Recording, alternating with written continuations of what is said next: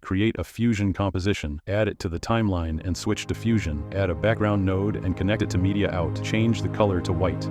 Connect a rectangle. By adjusting the size, create a background for the future button. Adjust the corner radius parameter to slightly round the edges. Add a transform node. Go to frame 12, set a keyframe on the size parameter. Go to the beginning and reduce the value to 0. Add another background node. Set the color to red. Connect it through a merge node. Add a rectangle. Create the button. Connect another merge node to the second background and connect text to it. Enter the button text.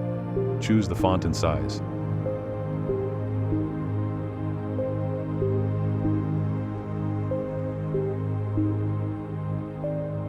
Add a transform node. Go to frame 16, set a keyframe on the center parameter. Go to the beginning and move the button down outside the background, so the button is visible only within the background. Connect the first transform node with the text merge node. Go to spline. Select the movement. Highlight it. And set the ease parameter to out, cubic.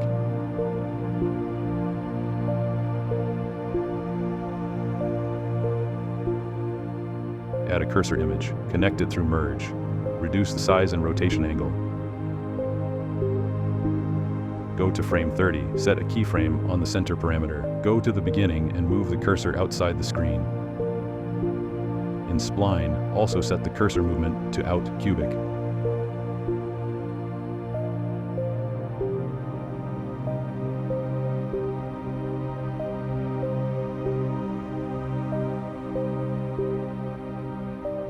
Create the button click animation. Go to frame 30. In the cursor merge node, set a keyframe on the size parameter. Move forward 6 frames and set another keyframe. Go back 3 frames and slightly reduce the cursor size. Repeat the same steps with the button transform node. Get a button click effect.